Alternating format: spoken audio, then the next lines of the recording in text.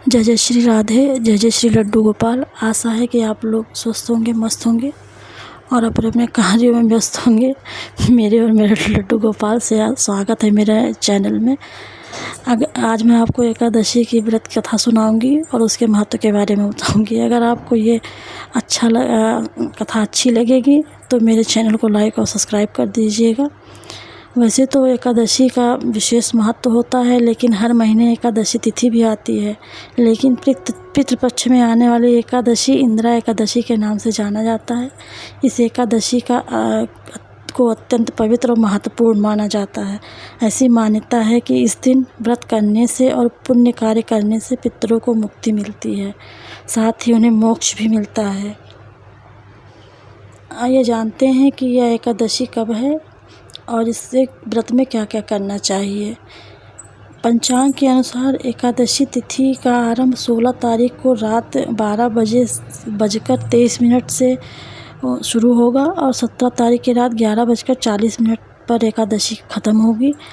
लेकिन एकादशी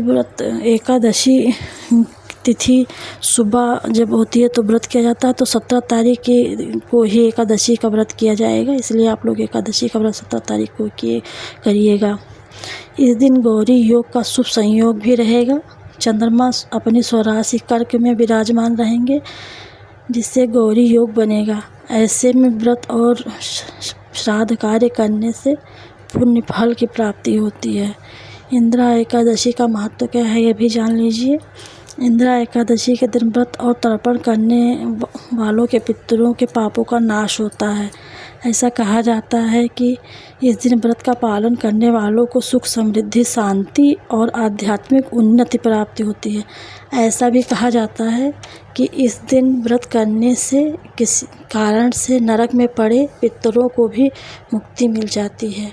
वहीं इस व्रत को करने से व्यक्ति वैकुंठ धाम की प्राप्ति होती है। साथ ही इस दिन अगर व्रत नहीं कर पा रहे हैं तो भगवान विष्णु की पूजा करिए और काले तिल से तर्पण ज़रूर करिए। इतना करने से ही आपके पितरों को शांति मिलेगी। साथ ही इस दिन पितरों के नाम का दान पुण्य ज़रूर करना चाहिए। तो आइए अब आपको इंदिरा एकादशी की कथा सुनाती हूँ। इंदिरा एकादशी की कथा इस तरह है।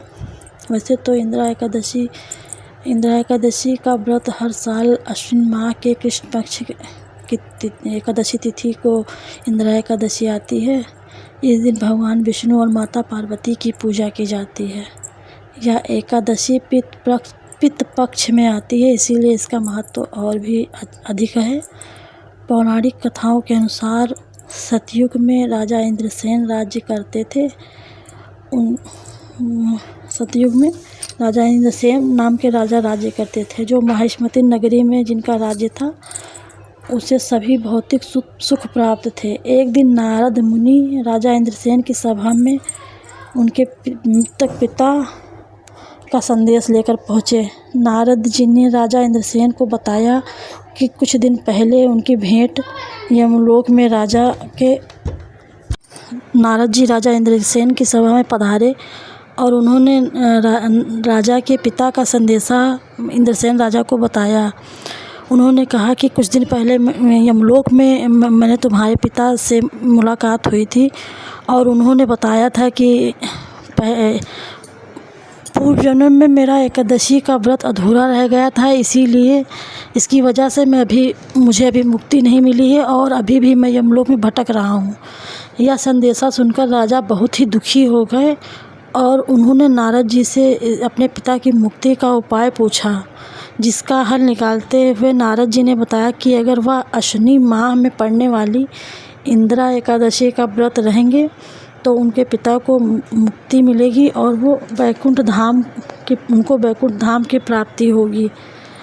ऐसा सुनकर राजा इंद्रसेन ने उसी समय इंदिरा एकादशी करने का प्रण लिया और जब इंदिरा एकादशी आई तो उन्होंने इंदिरा एकादशी का विधि विधान से पूजा पाठ किया, भगवान विष्णु का पूजन किया और अपने पितरों का श्राद्ध भी किया।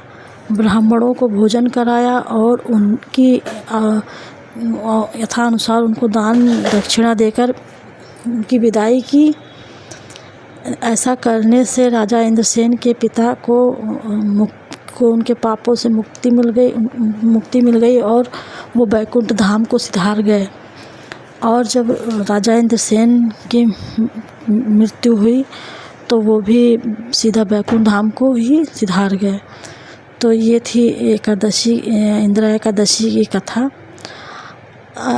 ये इंदिरा एकादशी की कथा अगर आपको पसंद आई हो तो आप लोग इस कथा को सुनिएगा और मेरे चैनल को लाइक और सब्सक्राइब कर दीजिएगा, जिससे मुझे पता चले कि मेरे चैनल को आप लोग पसंद कर रहे हैं और मुझे आगे एकादशी की कथा सुनाने में भी कुछ वो मिले। तो आप लोग इस कथा को ज़रूर सुनिएगा। और जय जय श्री राधे, जय जय श्री राधे, राधे राधे, जय जय श्री राधे।